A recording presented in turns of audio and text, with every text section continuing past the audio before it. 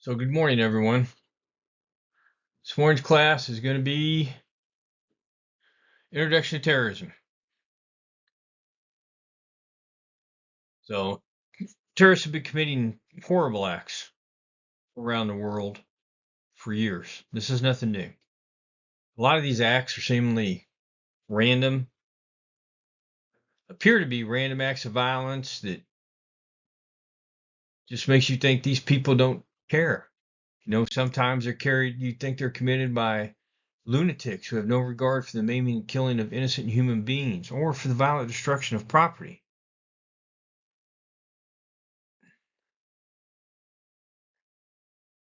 And a lot of times, this just is not the case.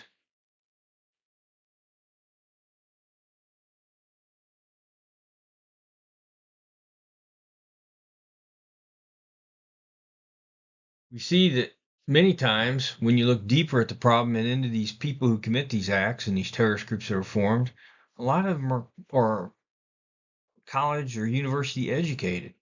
All right. They are rational, insane human beings who are just deeply committed to this cause.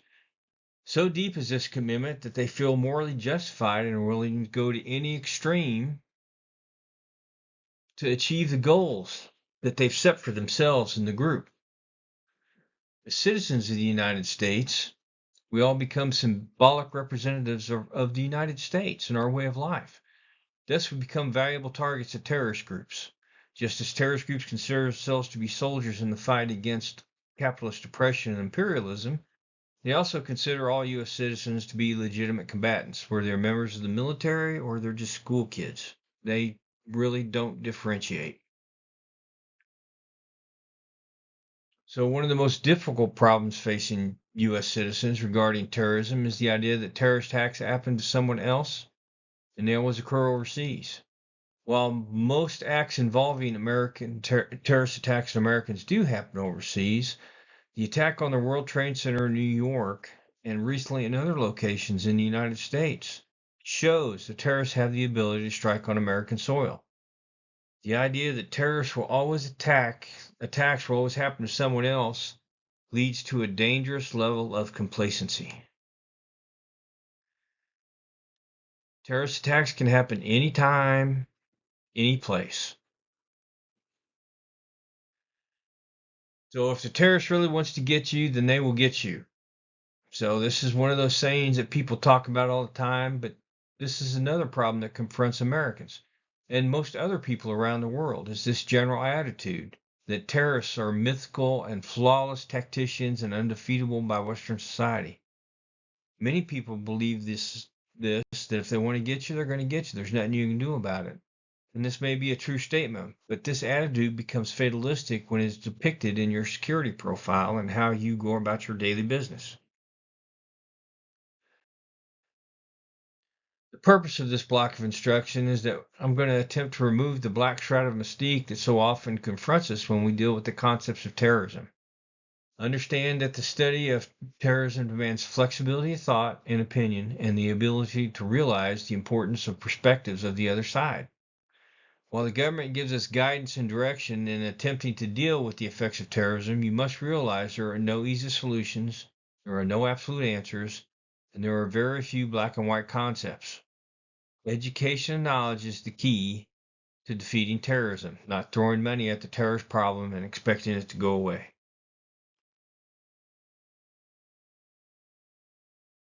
So, introduction to terrorism. So, what I'm going to try to talk about during this class is we're going to discuss the word terrorism and what makes a terrorist group. We'll briefly talk about the history of terrorism, explain the different perspectives of terrorism, categorize the long-range objectives of terrorist groups, discuss the things that motivate people to become together into terrorist groups, how are terrorist groups labeled, discuss the common immediate goals and some of the characteristics of terrorist groups, and describe the typical organization of these groups. What is the typical training program used by the terrorist groups at the individual and organizational levels? All right. The European Union defines terrorism for legal and official purposes in Article 1 of the Framework Decision on Combating Terrorism, which was published in 2002. This provides the terrorists that terrorist offenses or certain criminal offenses set out in a list consisting of largely of serious offenses against persons and property. Given their nature or context, may seriously damage a country or an international organization were committed with the aim of seriously intimidating a population or unduly compelling a government or international organization to perform or abstain from performing any act, or seriously destabilizing or destroying the fundamental political, constitutional, economic, or social structures of a country or an international organization. So, NATO defines terrorism in AAP-06 NATO Glossary of Terms and Definitions, the 2019 edition, as the unlawful use or threatened use of force or violence, instilling fear and terror against individuals or property in an attempt to coerce or intimidate governments or societies, or to gain control over a population to achieve political, religious, or ideological objectives. So a little different than the European Union.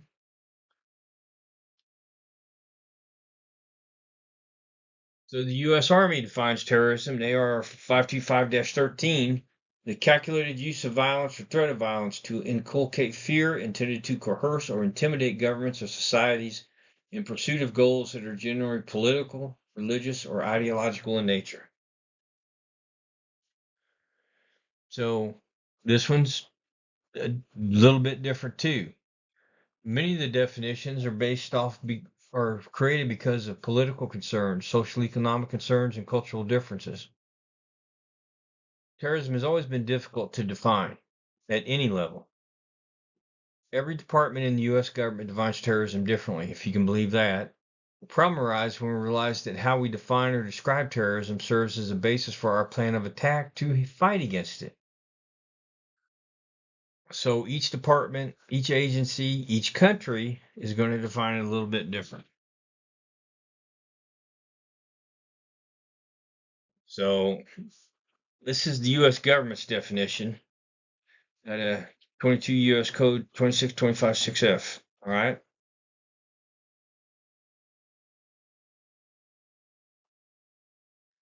These are three definitions from the same government. There are more. FEMA has their own definition of terrorism, as does the State Department, and many states and other government agencies and organizations have their own definition. This shows how hard it is to define terrorism in the modern world, not because of the acts they commit, but because of the political considerations and public consequences of defining a group.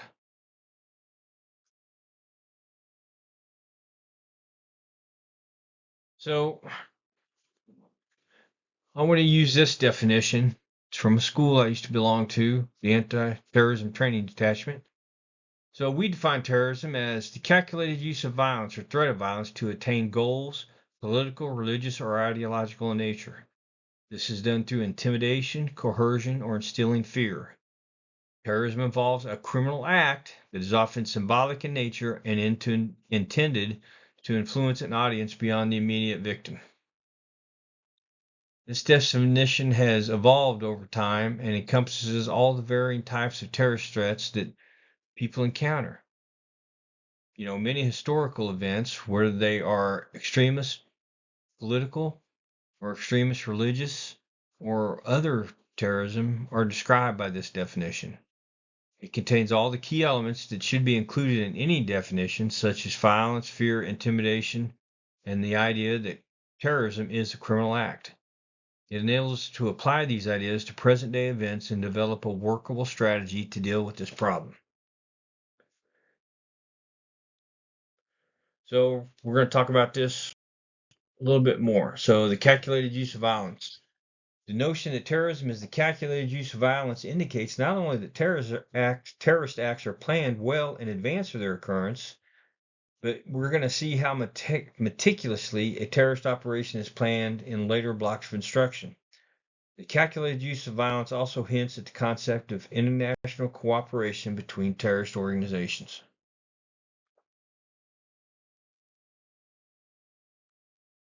Mention of the criminal nature of a terrorist act serves to remove the political bias, the political basis, and therefore the moral legitimacy from beneath the group or the individuals who commit these acts. Every terrorist act is criminal. Not every criminal act is terrorism.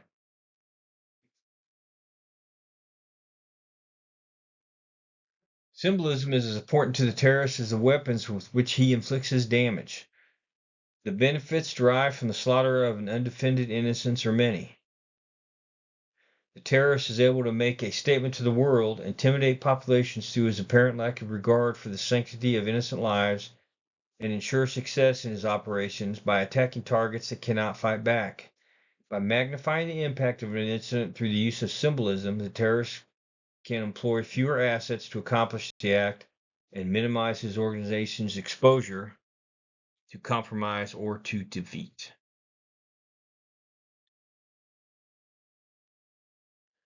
A key element that in this definition of terrorism is that the act is designed to influence an audience beyond the immediate victim. Events such as the Marine Battalion landing team bombing in Beirut, Lebanon in 1983, and the Khobar Towers in Saudi Arabia. This showed us that the immediate victims of the terrorists are not the primary targets. Events are carefully staged to use the media to spread the intimidating and destructive effects of the act and to further the goals of the group. The persons killed in these incidents are little more than faceless tools used to try to influence the audience in the hope that they will in turn bring about political changes in the government. An example of this concept was the U.S. response to the 244 U.S. Marine deaths resulting from the bombing in Beirut.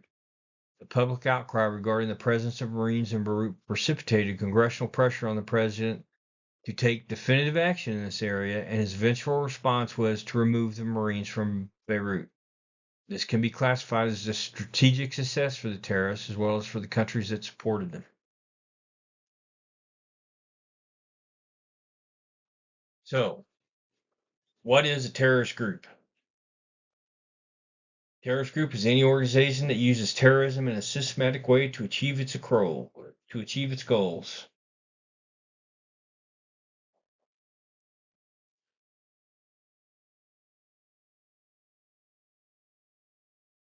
So, for our purpose, that's the definition. This is going to naturally lead back to discussion of perspectives and definitions, since many oppressive governments worldwide have practiced terrorist policies while at the same time receiving support from Western nations, including the United States. In 1974, Yasser Arafat addressed the United Nations Assembly. He was head of the PLO, the Palestinian terrorists. He tried to equate his murderous organization to the American people in their struggle for liberation from Britain. If these Arabs are now being called terrorists, he said, then those 18th century Americans should also be classified as terrorists. He compared himself to George Washington, the heroic Washington whose purpose was his nation's freedom and independence.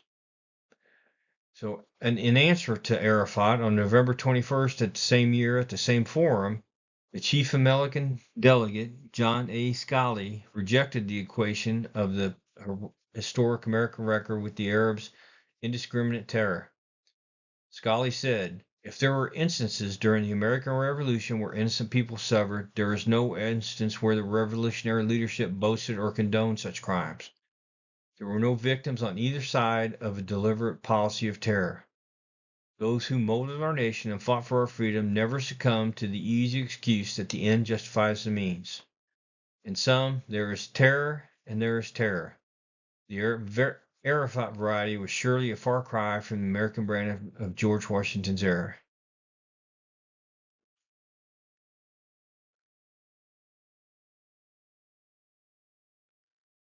So looking at present-day terrorists, we find that not only are innocents slaughtered during their operations, but also that operations are carried out with the intent of murdering innocents.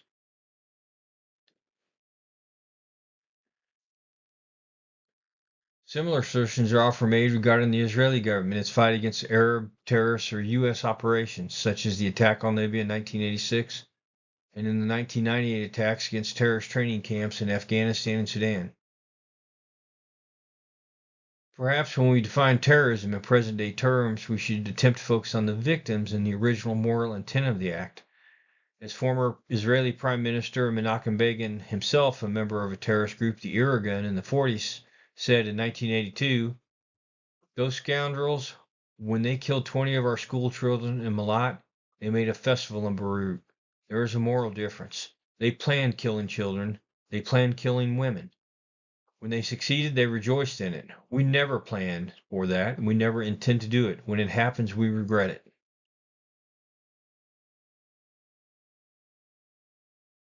So here we are, studying terrorism because of this, and acts like this.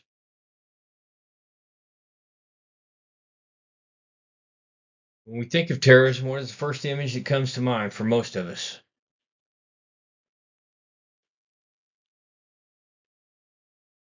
9/11, correct? The World Trade Center bombings, or the aircraft.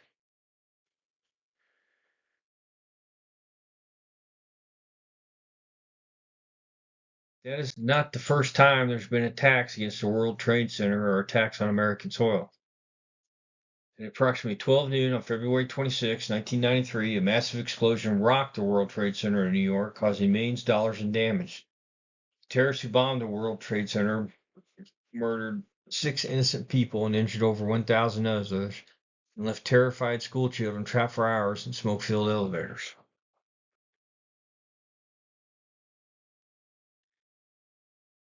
Anything else? Well, yeah, 1954, the United States Capitol shooting was an attack on March 1st, 1954, by 4 Puerto Rican nationalists. A lot of you probably have never even heard of this, but President Clinton commuted their sentences and released these terrorists. All right, so the history of terrorism, 50 BC. So terrorism isn't a new concept. It has been a traditional act of the weak and has been with us since the beginning of recorded history and probably before. In 50 BC, for example, Julius Caesar, who at one time was held hostage himself, advocated the taking of political prisoners to ensure obedience of conquered tribes and territories. So volumes could be written on the history of terrorism and all its transformations it has undergone over the years to evolve into the deadly effective tool today, and it has.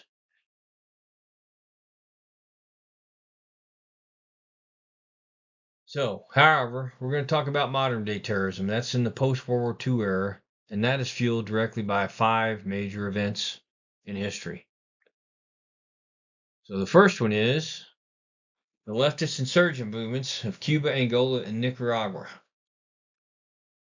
So the success of the communist insurgent movements in China, Cuba, Rhodesia, Angola, and Nicaragua prove that relatively small, undermanned, and poorly equipped movements and proper leadership can defeat the larger established powers. These countries then provided footholds in their respective regions for the spread of communism. They served as training areas and launch points for the spread of communism revolution throughout those territories.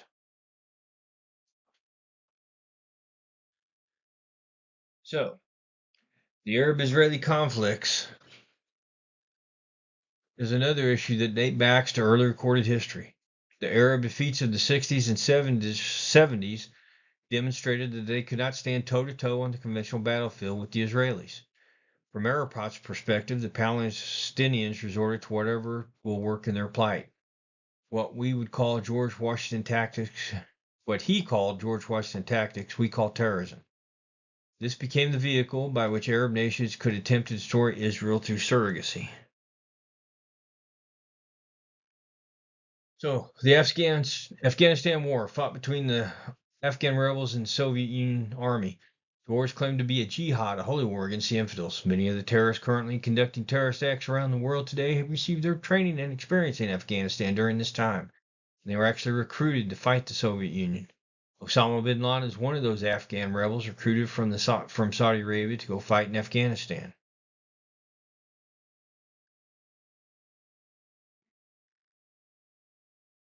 The U.S. withdrawal in 2021 also showed that Once again, long-term terrorism, achieved its goal. The Taliban is back in control of Afghanistan.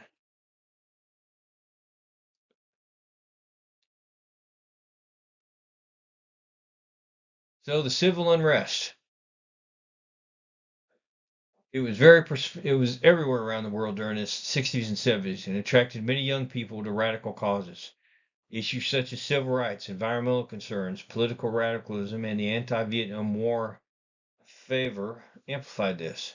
Many terrorist groups in the United States respond, including the Sudanese Liberation Army, an offshoot of the Students for a Democratic Society, the Weathermen, which later broke off into the Weathermen Underground. The civil unrest was not only happening here in the United States, but also Europe. Groups such as the Red Army faction in Germany and the Japanese Red Army in Japan. Many organizations today are a direct result of student protests and movements of this era. Now there's new civil unrest in the 2000s. Remember the last election cycle? Black Lives Matter and other groups picking up calls to end the 20-year war in Afghanistan and Iraq. Look at the police brutality and calls to defund the police and calls to fight systematic racism. It's basically the same in the 60s, just a new group of kids at the universities.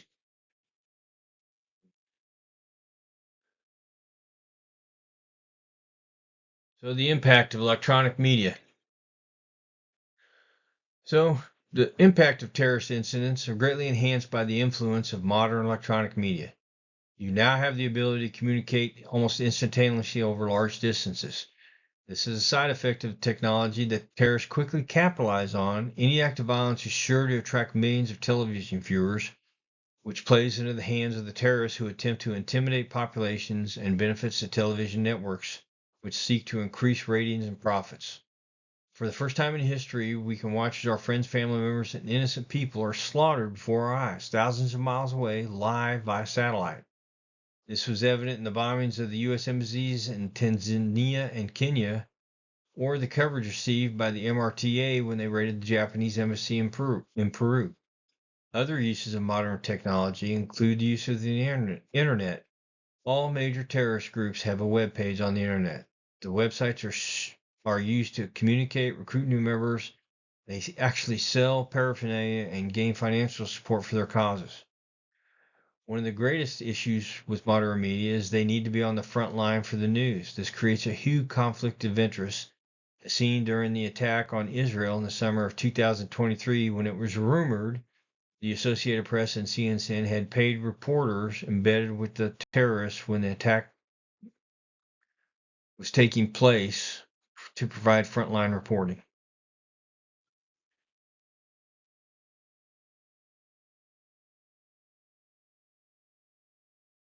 Modern media. In 1983, 4 minutes to reach the U.S. news about the Marine barracks bombing.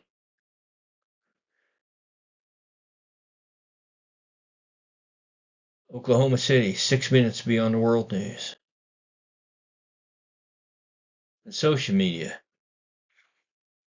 Because of modern social media, news and videos of the attacks were online almost instantly everywhere. This mode of communication relayed unbiased views of what was taking place on the ground by the victims.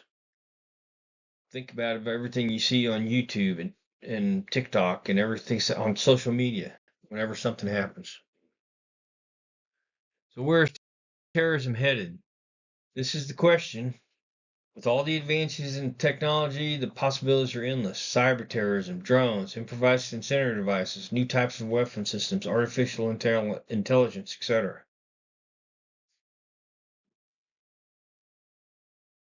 So, cyber terrorism. The Pentagon's reported in 1997, the Pentagon reported over 500,000 computer penetration attempts. A hacker test with the Air Force showed they successfully penetrated their system 654 times. Only 432 were detected and only 21 reported. During the Gulf War, computer vandals working from the Netherlands gained access to 34 government computers. They obtained information on troop movements, missile capabilities, and other secret information. I mean, and it's just getting worse. It's not getting better. Terrorists are smart.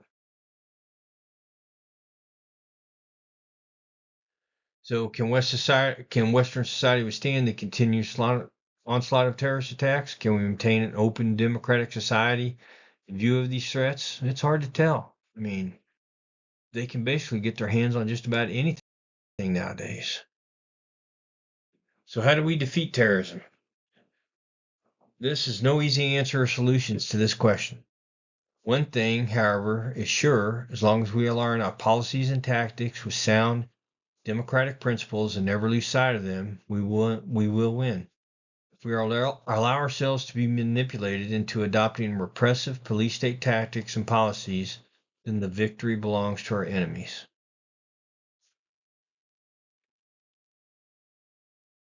We must never lose sight of our democratic principles and morals.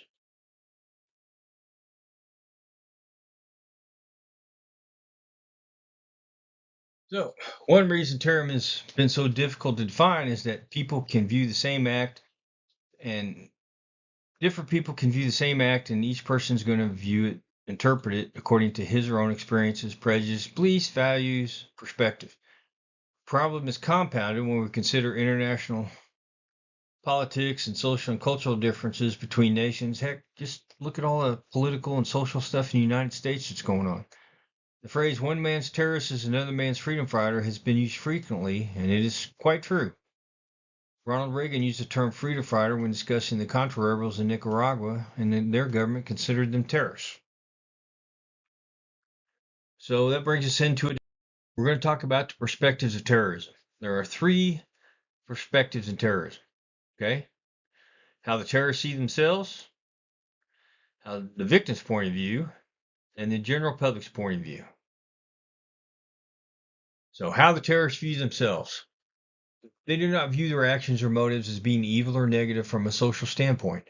They generally feel that society in its current form is evil and requires radical and violent action to reform. In this sense, violent destruction and the maiming and killing of innocents is not only morally justified, it is also necessary to protect everyone. In the terrorist perspective, the inevitable end justifies the violent means they are using. They view themselves as legitimate combatants and freedom fighters, soldiers struggling for a cause, and are just representing oppressed people worldwide.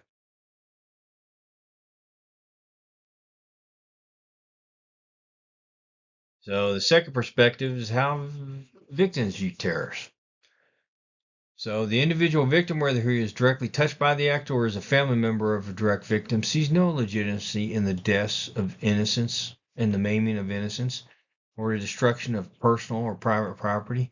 He feels victimized from a criminal standpoint. To him, the terrorists are immoral criminals and they need to be brought to justice. So how the general public views terrorists. So this is probably the third and most important perspective to talk about because it's the general public. This is where all the support comes from. The terrorists know that this audience will eventually supply the pressure that will cause the government or group to act in such a manner as to determine the success or failure of terrorist objectives. A portion of the viewing audience is always going to be for the terrorists, and a portion is always going to be against the terrorist actions, since acts of violence do not elicit a neutral response from people. One thing is certain: many terrorist groups spend a great deal of time, effort, and money attempting to foster a Robin Hood image of themselves and to paint themselves as the victims who are just trying to protect themselves.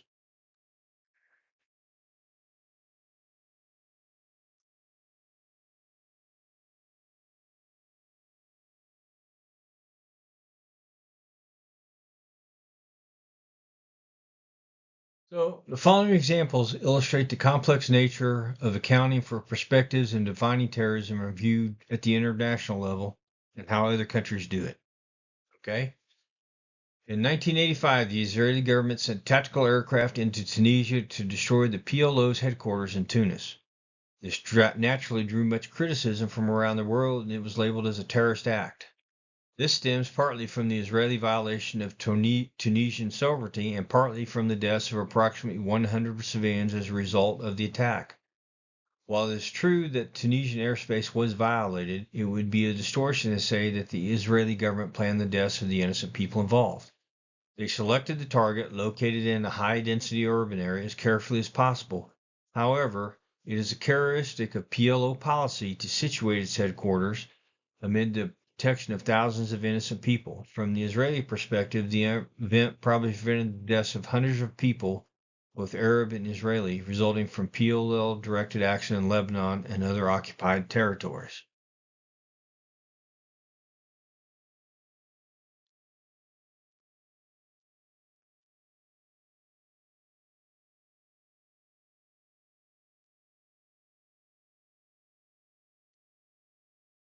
So, U.S. air raids in Libya in 1986. In 1986, the United States conducted an air raid on Tripoli and other terrorist training camps in Libya. The United States labeled this act as retaliation for terrorist acts committed in Europe by agents of the Libyan regime or by terrorists that received Libyan support. However, there was international condemnation of the operation, which was labeled a terrorist act not only by supposed enemies of the United States, but also by friendly Arab nations and allied countries throughout NATO. For example, Italy refused to offer overt support either military or diplomatically in the form of economic sanctions against Libya. Many Americans took exception to the Italian government's refusal to support retaliatory actions against terrorists, but they do so without considering the economic hardships such action would bring about in Italy as a result.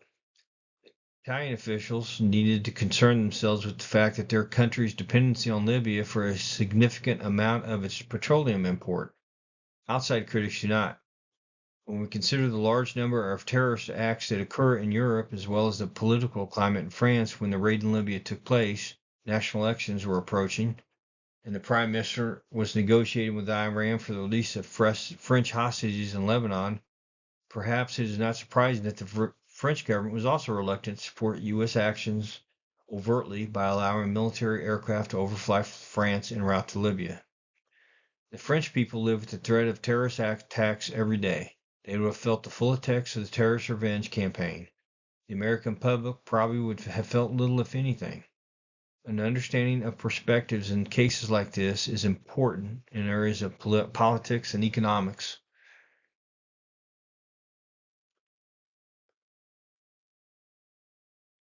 All right. So third, we have from the perspective the U.S.-backed Contra forces in the 1980s. So from the perspectives of the Nicaraguan government, the Nicaraguan resistance movement, Contras, represents a state-supported terrorist group. As a matter of policy, however, the U.S. government has labeled the Contras freedom fighters. This demonstrates the two-way nature of labeling mechanisms, although one does not have to agree with the perspective of the Nicaraguan government or the United States. It is important to understand each country's perspectives. So U.S. air raids in Sudan and Afghanistan in '98. The U.S. conducted air raids in Sudan and Afghanistan in retaliation for the bombing of the U.S. embassies in Tanzania and Kenya. The U.S. professed that the targets were terrorist training camps and were viable targets in the fight against terrorism. Israel and Great Britain supported the U.S. attacks, while other U.S. allies denounced the attacks. Pakistan made a public statement denouncing the use of Pakistani airspace by U.S. aircraft. Afghanistan borders Pakistan itself, and if retaliatory acts were conducted, Pakistan would obviously have been on the receiving end.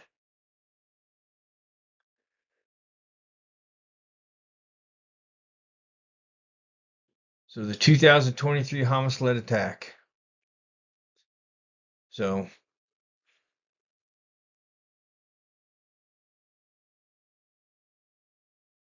at least 44 nations denounced Hamas and explicitly condemned its conduct as terrorism, including a joint statement by the United States, the United Kingdom, France, Italy, Germany. In contrast, however, Arab and Muslim countries, including Qatar, Saudi Arabia, Kuwait, Syria, Iran, and Iraq, blamed Israel for the attack.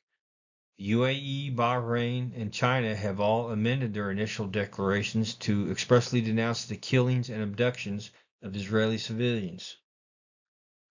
According to a poll conducted by the Washington Institute for Near East Policy between 14 November and 6 December 2023, 95% of all Saudis do not believe that Hamas had killed civilians in its attack on Israel. The United Nations, particularly the United Nations Committee on the Elimination of Discrimination Against Women, face criticism for failing to condemn Hamas's actions against women and failing to voice disapproval of the mass rape of Israeli women and girls.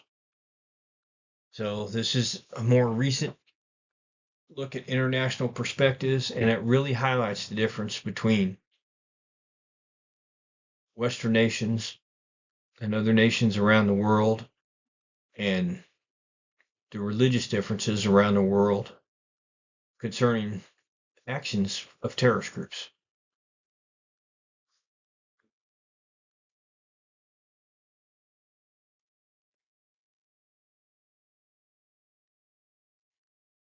Excuse me for a second.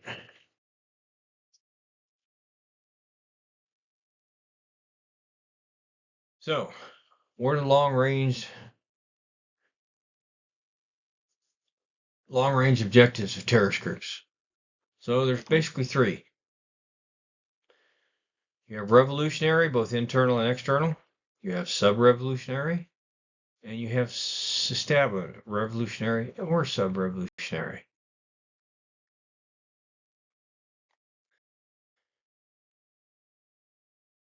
So, revolutionary.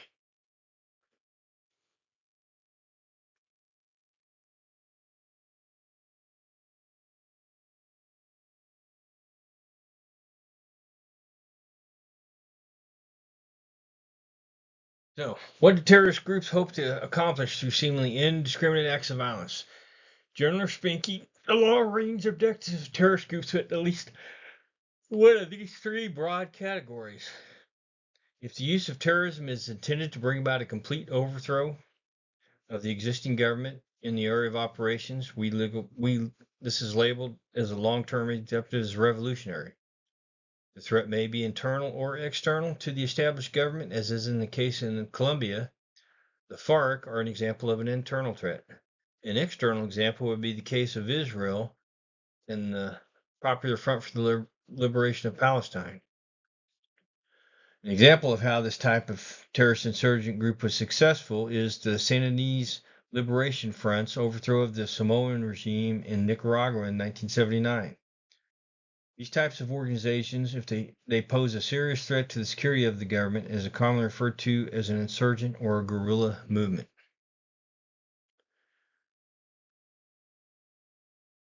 Right, sub-revolutionary is if terrorism is used only to influence the government or other groups into making changes against its will, with the long-range objective is referred to as sub-revolutionary.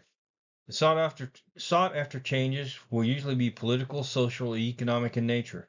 This type of terrorism characterizes many nationalist movements around the world. For example, the ETA of Spain, or the Basque Freedom and Homeland movement, perpetrates violence against the governments of Spain, to a limited extent France, in support of their bid for a Basque-free state in the Pyrenees Mountains. In effect, they are not concerned with the operation of the government in Madrid or who is in control, except how it affects their cause.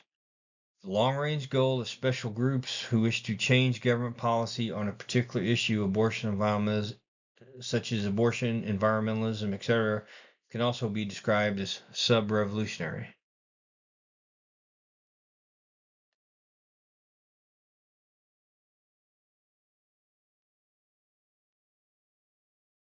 Whenever the use of terrorism is controlled or condoned by an established state, we label this establishment terrorism. The violence may be directed against the enemies of the regime, either within its borders or abroad, as is in the case of Libyan hit squads that traveled throughout Europe in the early 1980s, attacking opponents of Gaddafi. It may also be to eradicate opponents or counter-revolutionaries, as in Mao's China in the 1950s and 60s, or to instigate revolutionary fervor and spread an ideology throughout a population, as is the case in the Khmer Rouge in Cambodia and Kampuchea in the 1970s, or during the French Revolution back in 1791 through 1793. Right-wing death squads that were so prevalent in El Salvador in the early 1980s prior to Duarte's regime and in Noriega's dignity battalions in Panama are also considered establishment-type terrorism. Although long-range objectives in terrorism fall into one of these three categories, it is important to remember that the perspectives people hold about terrorism play an important role in determining these long-range objectives. For example, Israelis' perspective that the rejectionist front behind the PLO umbrella assumes the role of a revolutionary movement. However, the United States elements within this movement, such as the PLF founded by Christian Arab George Habash, are considered sub-revolutionary. While these groups seek to overthrow and eradicate the Israeli government entirely, they commit violence against the United States only to change our policy as it affects the Middle East.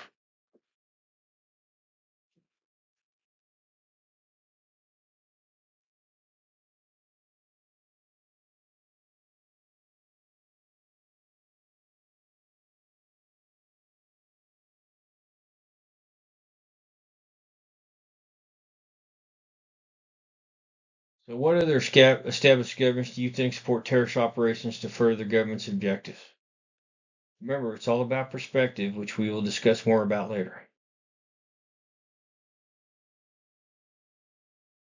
So, ideology.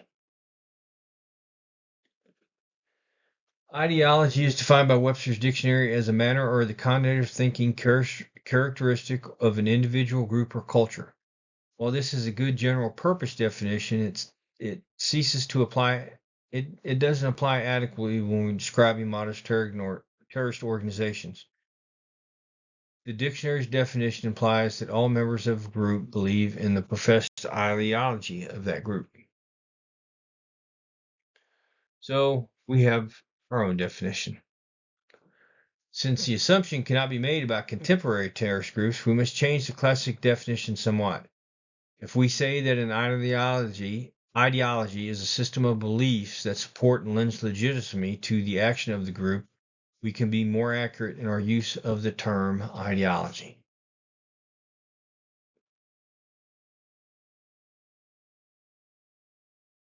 So, as I said,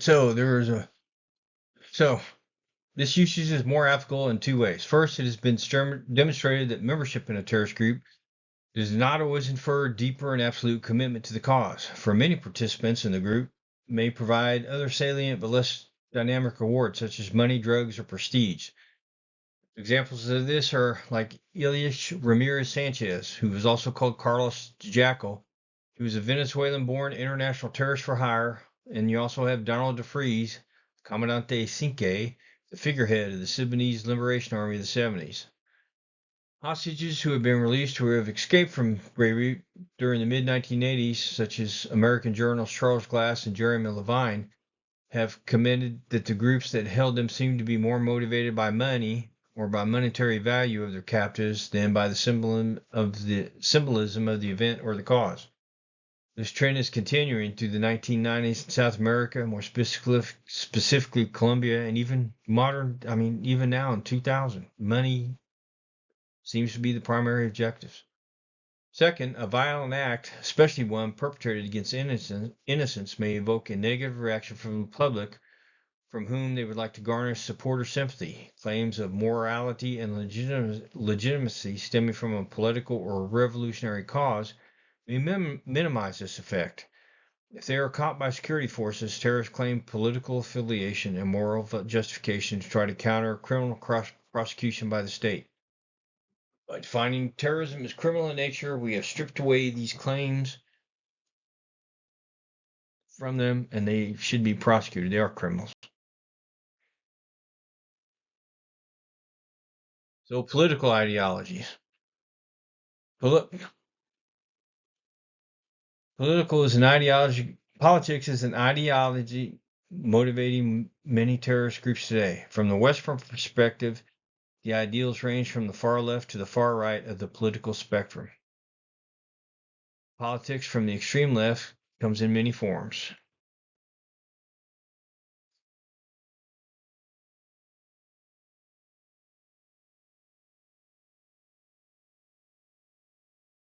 So, Leninism. Karl Marx was a 19th century German philosopher and economist who studied the social, economic, and political problems of his day.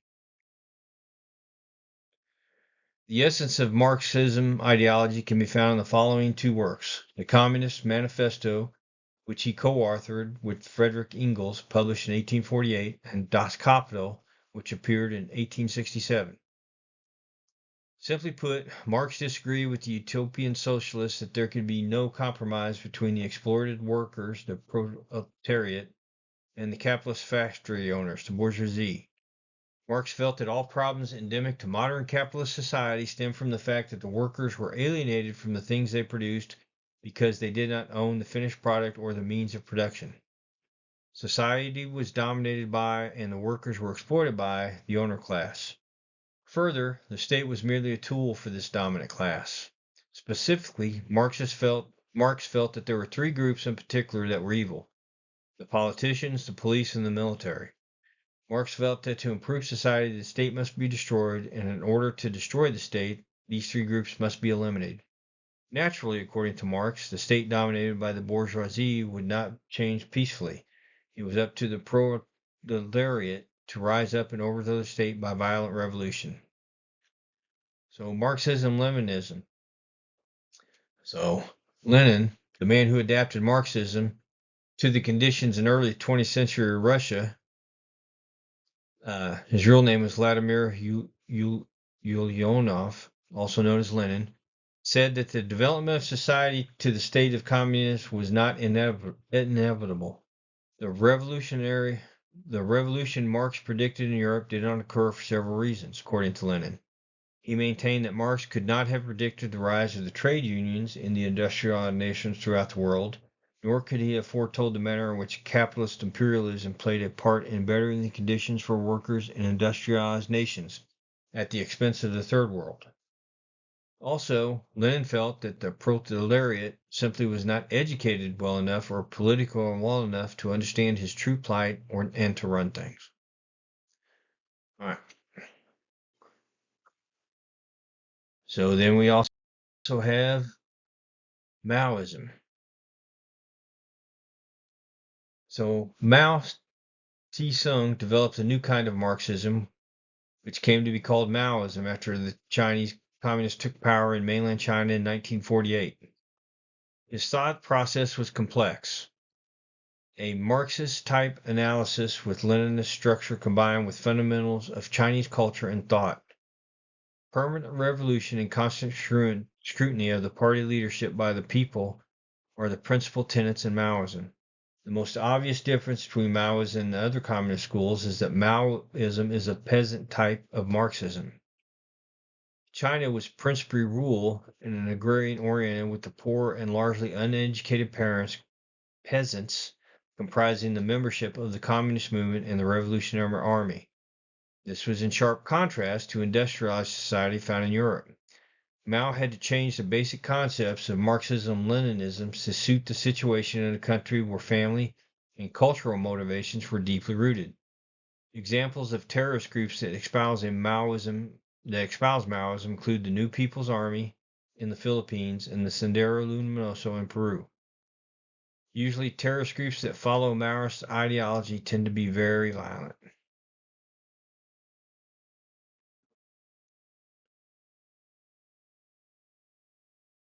So the far right, fascism.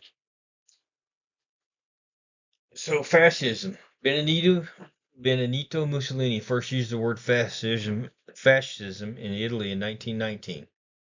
The Italian fascio literally means a bundle of rods with an axe in it. This aptly symbolized the word as Mussolini used it. the power of many united and obeying one will, and the authority of the state, which was the supreme source of all law and order. Fascism is characterized as a joining of all aspects of society, economy, culture, government, and military, beneath a single supreme leader who is morally and legally authorized to make all decisions for the good of the state. The authority normally means This authority normally stems from legitimizing background of belligerent nationalism that uses all ethnic and social groups outside as their scapegoats and as mechanisms to stimulate revolutionary and nationalistic fervor. Examples of regimes that use this either in name or in practice include Hitler in Germany and Franco in Spain.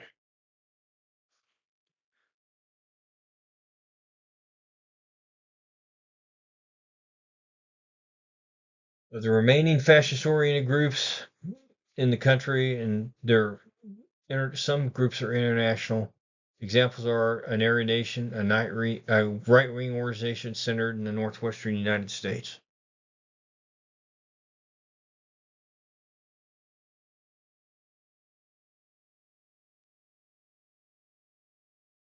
Nationalism. So, by itself, this is a powerful, motivating ideology. Individuals, especially those of the same ethnic background, have often been bound together by the nationalistic urge to establish or regain a homeland. Nationalism is sometimes used in conjunction with another ideology, such as Marxism-Leninism, to appeal to a broader spectrum of supporters. The ETA of Spain is an example of a nationalist group that also espouses Marxism-Leninism. The American Secret Army for the Liberation of Armenia is a group that demonstrates the folly of trying to use ideologies as labeling mechanisms for organizations. While these organizations profess to be nationalistic by nature, as depicted by the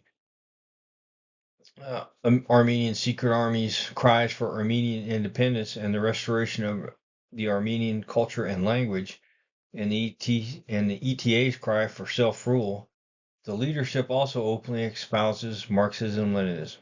The primary motivation, however, is revenge upon the Turkish government, which they see as the legitimate heir to the Ottoman Empire and therefore responsible for the killing of hundreds of thousands of Armenians by the Ottoman Empire during World War I.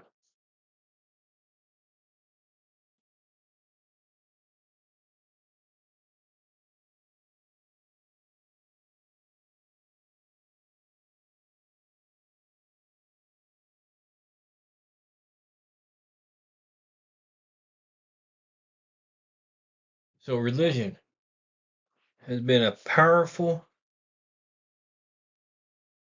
motivation behind violent acts for thousands and thousands of years. It is another powerful ideology that motivates people to bind together into groups. Throughout recorded history of man, religion has provided an impetus for many violent excesses. Historical examples include the Crusades of the 11th and 12th centuries and the Spanish Inquisition, which officially lasted until the mid-19th century when it was formally terminated by papal edict. Modern examples include the Muslim extremist movements in the Middle East and its tenant groups, i.e., the Hezbollah movement in Lebanon and its sub-organization, the Islamic Jihad, or followers of Osama bin Laden, who have been conducting operations around the world and still raise money they're still there. When coupled with the Arab nationalist movements, Muslim extremism serves as one of the most dangerous ideologies faced by Western societies.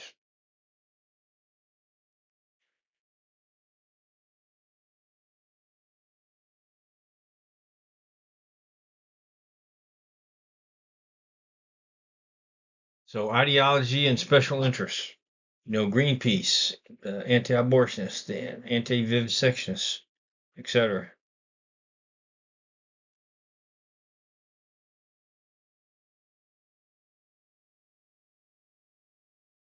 All other various ideologies that motivate people to bind together into groups are labeled special interest ideologies. This includes radical splinter groups of many legitimate causes, such as anti-abortionists, environmentalists, anti-vivisectionists, that's groups against experimentation on animals, and many others. Well-known activist groups include Greenpeace, Earth First, Right to Life, and the Animal Liberation Front.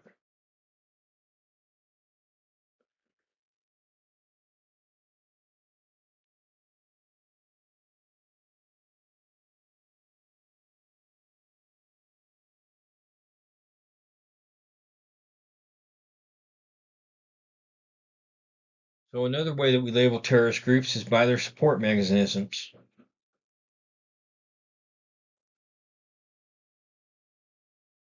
So first one, we have state-directed. There's It is important to be familiar with all these terms because not only because they will aid in your understanding of terrorism, but also because they are descriptive nomenclature commonly used by analysts and authors who study and write about terrorism. So you've got to understand how they're labeled. All right. The first label used to describe groups by their support mechanism is state directed. A state directed group's activities are conducted primarily by the direction of the government. In fact, the group may be an element of that state's security organization.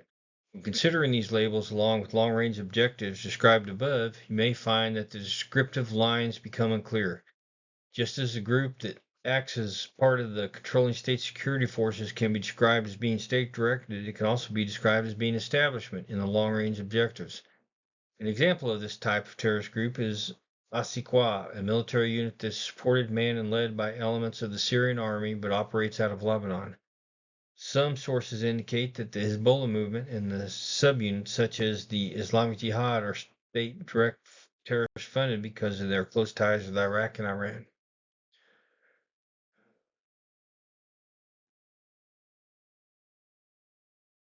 So, state supported. This is a group that receives substantial support from one or more governments whose actions are autonomous. In some cases, the supporting state attempts to place requirements on the group for receipt of its aid. A state-supported group will not let this happen. If it does, we call it a state-directed group. The most important characteristic of a state-supported group is its willingness to accept support from any source as long as it's not linked to specific direction. Examples of state-supported groups include the Provisional Irish Republican Army and the Lebanese Revolutionary Faction, or the Basque Freedom and Homeland Movement.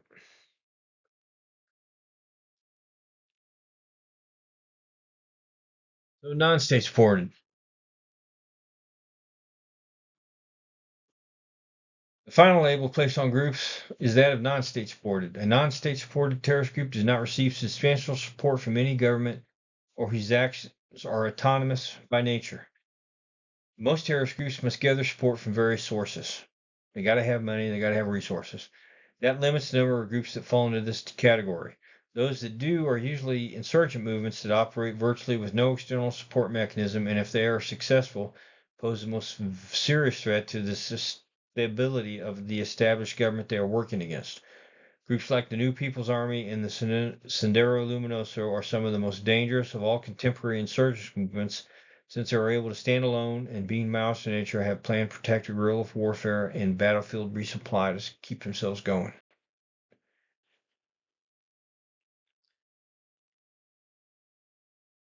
So, another way terrorist groups get support is by passive support. While terrorist groups receive most of its direct support from established auxiliary cells, much of its indirect support, such as propaganda and small contributions to the cause, comes from the passive supporters. These supporters may unwittingly donate money to what they perceive as a worthwhile organization that is really a front for a terrorist group. The media may also take advantage of violent acts to capture public attention and increase ratings or circulation. The general public can be viewed as passive supporters of terrorism, of terrorist motives, when they pass the word around about terrorist activities, increase the fear level of the population.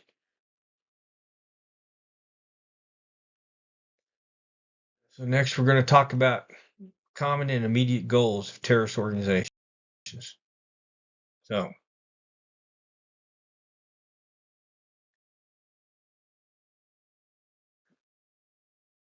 common immediate goals of terrorist organizations. Terrorist groups, like any other organization, have both immediate and long-range goals. Their long-range goals were described as revolutionary, sub-revolutionary, and establishment. Before A group or insurgent movement can make a viable bid for power or hope to be seriously influence a government's long-term policy. It must have some minor victories and accomplish some immediate goals. Therefore, acts of terrorism is designed to accomplish specific set as part of its overall strategy. The immediate or short-term goals usually include one or more of the following. They want to obtain worldwide, national, or local recognition for their cause. The publicity of the movement and the publicity is the utmost importance to the group. All right. It focuses national and international attention to the group's grievances, attracts money from supporters, and fosters international sponsorship and recruits members for the cause. All right. They want to cause overreaction by the government. This is one of the basic precepts of militaristic revolutionary strategies, such as those described by Castro, Guevara, and Marighella. The overreaction to terrorist activities may result in oppressive and restrictive population control measures, such as instituting special anti-terrorist laws that allow searches without warrants, detention of citizens without charges, curfews, and travel restrictions. The people see these measures as violations of their rights, and they also lend an element of legitimacy to the grievances of the movement, creating an atmosphere more sympathetic to the terrorist cause. In 1968, when British troops moved into Northern Ireland, they were openly greeted by Catholics as protectors until they began conducting house-to-house searches and martial law was declared. They want to harass, weaken, or embarrass government security forces. Such tactics is like calling in false alarms, assassinating security personnel, conducting sophisticated raids and ambushes are used to reduce the effectiveness of security forces and erode the public confidence in them. If the government forces cannot protect themselves, how can they protect people?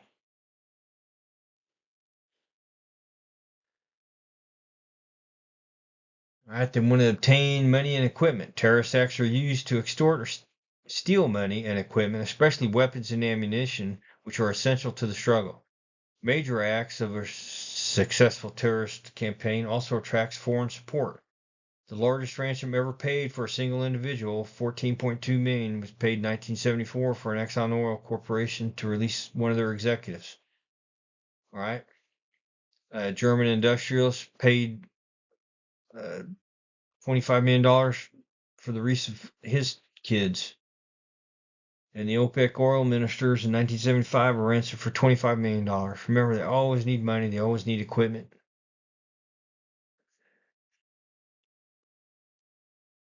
All right. Destroy facilities and disrupt lines of communication. This hinders the government's ability to control the violence, both militarily and politically. It creates a chaotic atmosphere within the population in which entire segments may be entirely isolated from government influence for brief periods, making them susceptible to intimidation and propaganda by the terrorist organizations. And that's how they recruit people. All right. They want to discourage foreign investments or assistance programs. If this goal is achieved, the economy of the target country will be affected, causing an increase in unemployment and a decrease in government revenues. This will result in a loss of prestige, leading to internal dissent. It is characteristic of leftist movements worldwide to use foreign investors and corporations as symbols of capitalist oppression and imperialism. These corporations normally employ a large number of local workers. If the leftist attacks are successful and the corporations lose confidence in the government's ability to defend and protect them, they will cease operations and leave. When this happens, there is a sudden influx of unemployed people in a limited geographical region. If the country has no social support system, these people now have no way to feed themselves or their families and often turn to the aggressors to turn their aggressions against the government and the corporations that fired them. The population of disaffected people now becomes a recruiting pool for leftist movements.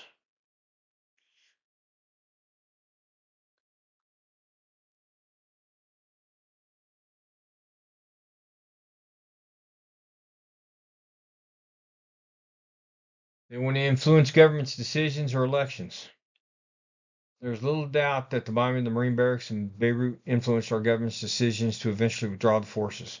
In Colombia, the FARC have repeatedly assassinated public officials in a successful successful attempts to influence law enforcement and judicial processes regarding terrorism.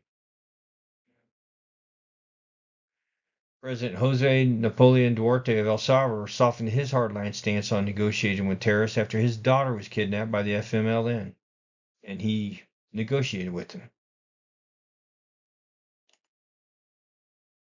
So, free prisoners is a frequent demand made by terrorists, especially if there is a negotiable item such as a hostage or an aircraft or other item that they have that they can get what they want with. All right, they want to satisfy vengeance. The most brutal acts of terrorism are often reserved for informants or other traitors to the cause. The Irish Republican Army has been particularly brutal in carrying out acts of vengeance against what it deems internal security threats. Kneecapping is a favorite tool that was used by the IRA security personnel. The victim is shot in either or both knees and left as a permanent reminder to the potential informants. Vengeance may also be international in nature, such as the case of the Armenians seeking revenge against the Turks. The December 1985 massacre at the airports in Rome and Vienna were carried out by Abu Nidal terrorists to avenge the October bombings of the PLO headquarters in Tunis by the Israelis. So this will turn the tide in the guerrilla war. Terrorism is an integral part of all insurgencies. In rural areas, it is usually used to punish government supporters, while in urban areas, it can be used in addition to the goals previously mentioned to divert government troops from the countryside where they needed to fight guerrillas.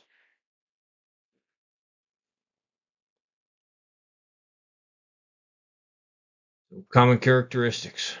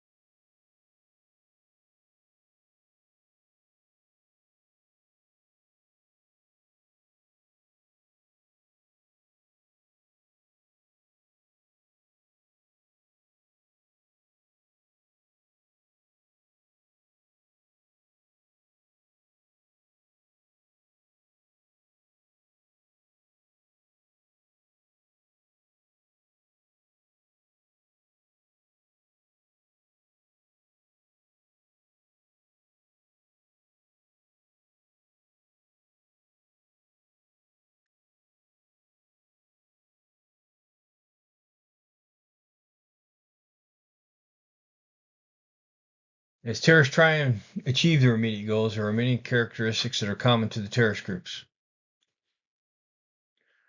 Promote fear. They seek to intimidate populations by promoting and spreading fear.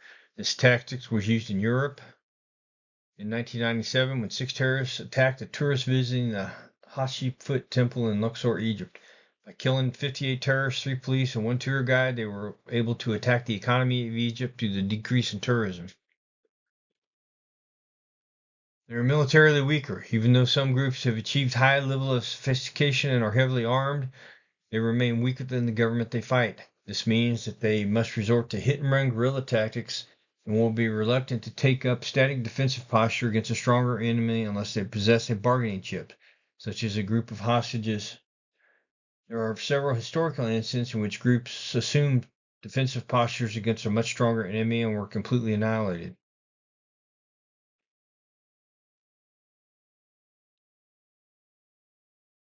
Terrorists do not compare tactical success to mission success. Although they may fail to achieve its desired result or the group may suffer significant losses and casualties, it may still be considered a success if it achieves favorable publicity for the cause. The M19 lost 35 operatives in 1985 when they raided the Palace of Justice in Bogota. A loss publicly generated through the media achieved the group's tactical and strategic objectives.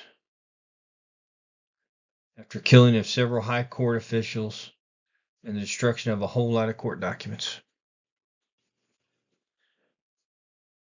They're usually urban-based. The environment offers access to modern means of transportation, money laundering mechanisms, communication systems, and international contacts. Even rural-based insurgent movements will have urban-based terrorist cells that provide special support to the movement, which is enhanced by their location in urban centers. They are highly mobile. Being urban-based, the terrorists have access to the transportation systems and the international contacts that allow them to obtain documents they need to travel frequently to other cities and countries for operations or in search of safe havens and support. Okay? And they usually operate covertly, although many terrorist organizations have overt political oriented contingents. The active military oriented operational cells maintain strict security and must operate in a covert posture for extended periods.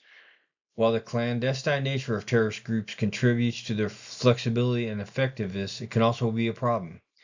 These groups are forced to maintain and support an intricate operational system complete with personnel and assets.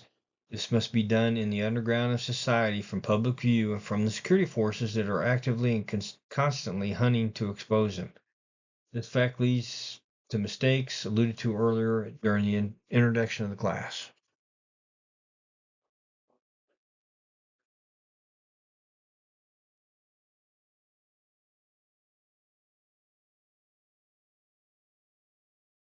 So, internal organization. The basic organization is the cell. Because of the clandestine nature of terrorist groups, not a great deal is known about their internal organization. We do know that many groups have copied the cellular structure of the Tupamar organization that was active in Uruguay in the 1970s. This leads to the conclusion that the basic operational unit of the group is a cell. There are normally three types of cells. The operational cell. This cell conducts all operational activities for the group. It is also called the action arm. In this cell,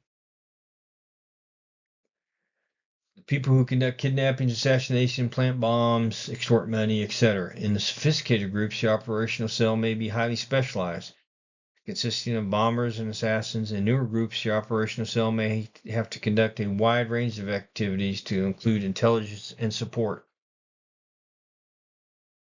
The intelligence cell. This cell acts as the eyes and ears of the group. It performs reconnaissance and surveillance on potential targets, which the leaders use in their operational planning.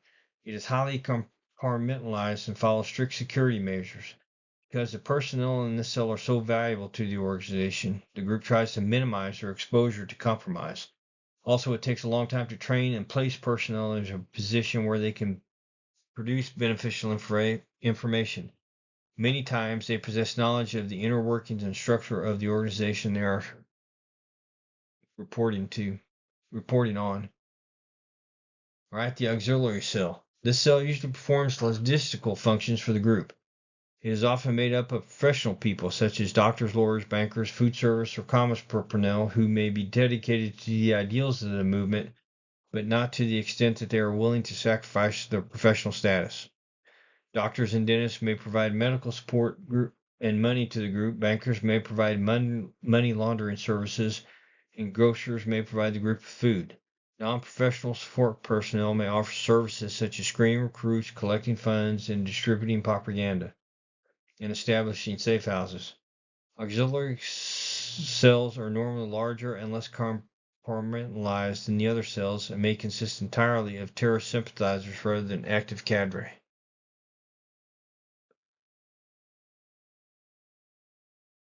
The number and size of the cells. While the size of the cells varies, a working figure of 3 to 5 people is generally used. The number of cells and the overall structure depend on several factors. The function of the cell is the determining factor in its size. A cell specifically organized to construct IEDs may consist of no more than one or two specially trained people. They do not plant the devices they construct, nor do they determine the targets or participate in any other action for the organization. Conversely, a cell that is tasked to organize and kidnap a dignitary requires a large number of officers because of the security requirements inherent in this type of operation. Many times, several cells will act in conjunction with one another in support of the same operation without knowledge of the operation or of the other element. All right? All right. The security measures employed by the government and the group's operation are also the determining factor in the cell size. It is more difficult to track down and break a small cell with a decentralized command and control mechanism than a group with a large and often cumbersome centralized group. And then the sophistication of the group is another factor in its size. A sophisticated group that has years of experience and workable clandestine communication system in place must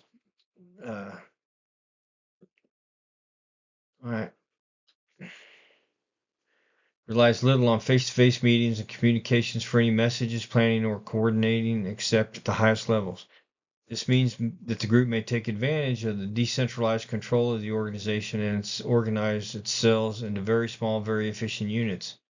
A younger organization that does not have the widespread, dependable clandestine communication in place must rely on face-to-face meetings for almost all aspects of operational planning and coordination. The only logical structure for such a group is the organization into a few cells of larger size. This reduces the number of times the information must be transmitted and minimizes exposure to compromise. As the organization gets older and more experienced, communications and systems develop, and the cells decrease in size accordingly.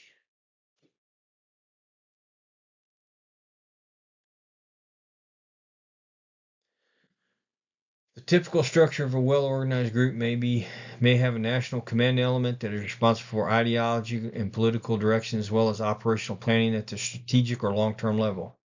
The group will be further divided into sub-commands in which commanders are responsible for the actions of a group of cells in their area of operations.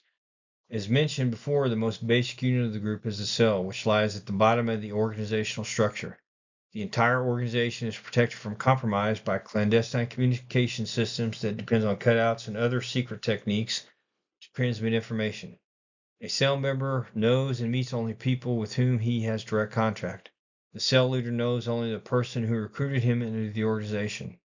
The recruiter is never seen again, and the leader receives all future communications, encoded messages from the dead drop locations, newspaper advertisements, or phone calls.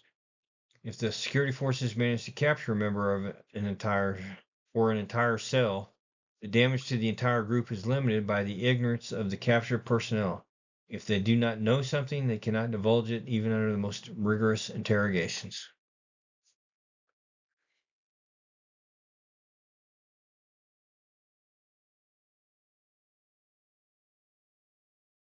So training. Terrorist training programs, being paramilitary in nature, are oriented to the mission, the physical characteristics of the area of operations, and the security operating environment in the area of operations. Most of the training is somewhat standardized, discipline is strictly enforced, and trainees are closely monitored for signs of weakness in their ability and their ideological commitment. What types of training are there? There's internal training. Internal training is conducted at the cellular level by members of the group within the target country, usually in a clandestine fashion. It is similar to hip pocket training or squad level training in the U.S. military, in that one person possesses a particular expertise, such as the employment of an RPG-7 anti-tank rocket, and trains the remainder of his unit in this technique locally.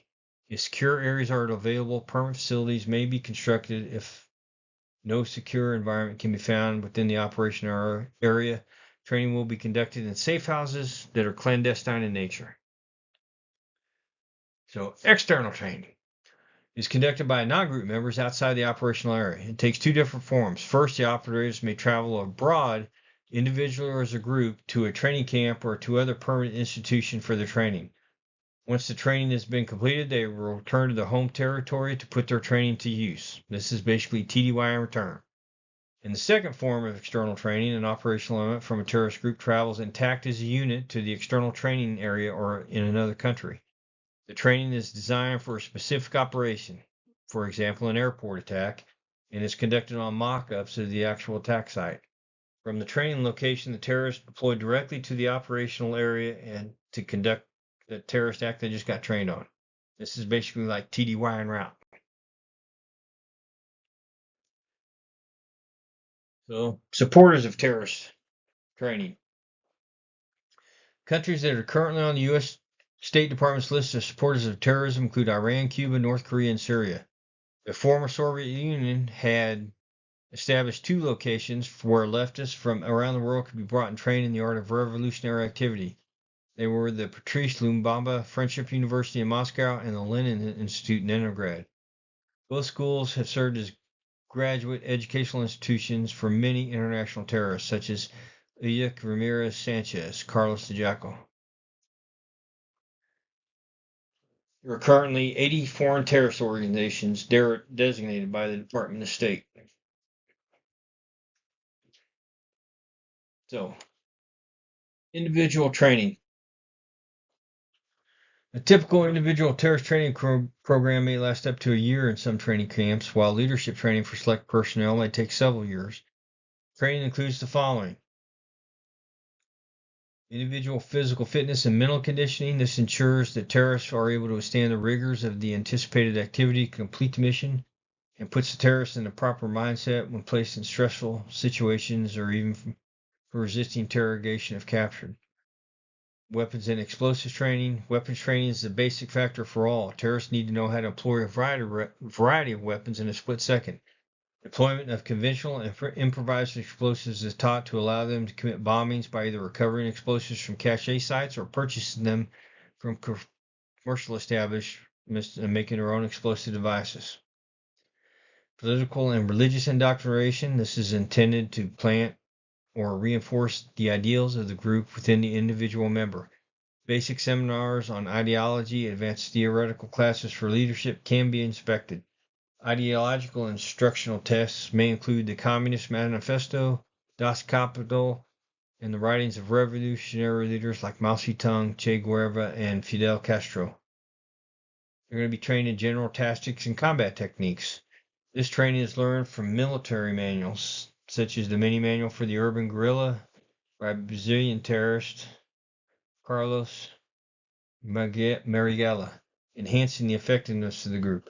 A group may also conduct a hostage barricade. Will certainly want to know how to employ their weapons effectively, what techniques the authorities may use against them, and how they can best counteract those techniques. In fact, terrorists are known to have capitalized on the open nature of our society and willingness to establish potential damaging materials such as the Anarchist Cookbook, the Poor Man's James Bond, and various versions of Special Forces and Ranger operational manuals.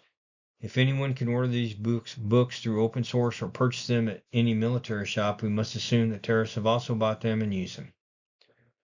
They're going to be trained in tradecraft. This teaches the terrorists to do things such as emplacing or recovering caches, or opening somebody's mail, photographing the contents, and resealing the envelope without the recipient knowing, how to emplace devices in persons' homes surreptitiously, etc. They're going to learn psychological warfare. This enables the terrorist to select his exact audience. For example, he may select a specific audience or group and plan his operations to instill fear in that group while eliciting sympathy in another group. He's going to get trained in survival. This is not always associated with hardships that must be endured in deep jungles or the desert. It can also pertain to operations with towns or villages within the targeted country. Terrorists may have points of contact and safe havens in a targeted country. They have to know how to blend in with the local populace, speak the language, know how to use public transportation, the phone, the taxi. They do not want to stand out and risk compromise. And they're going to be trained in communications. The transmittal of documentation and supplies is a cornerstone of any good operation. Terrorists must know how to use various methods of communications, from basic telephone to cell phones to satellite phones to dead drops and other means of clandestine communications.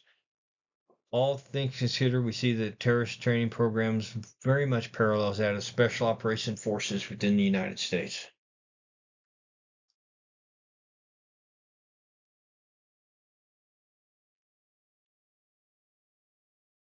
So, are there any questions over anything we've covered today? If so, hit me up with them and I'll get back to you. All right, today's objectives, we were to discuss the word terrorism and what makes a terrorist group. We briefly talked about the history of terrorism. We explained the different perspectives of terrorism. We categorized the long-range objectives of terrorist organizations. We discussed the things that motivate people to become together in terrorist groups. That's ideology. We discussed how terrorist groups are labeled. We discussed the common immediate goals of some of the characteristics of terrorist groups. And we described the typical organization of these groups and what is their typical training program. So this has been a short class on Introduction to Terrorism.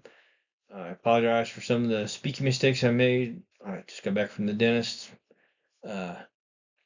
Hope everybody learned something. If you have any questions, hit me up, send me a message. I'll try to answer them directly. And have a great day.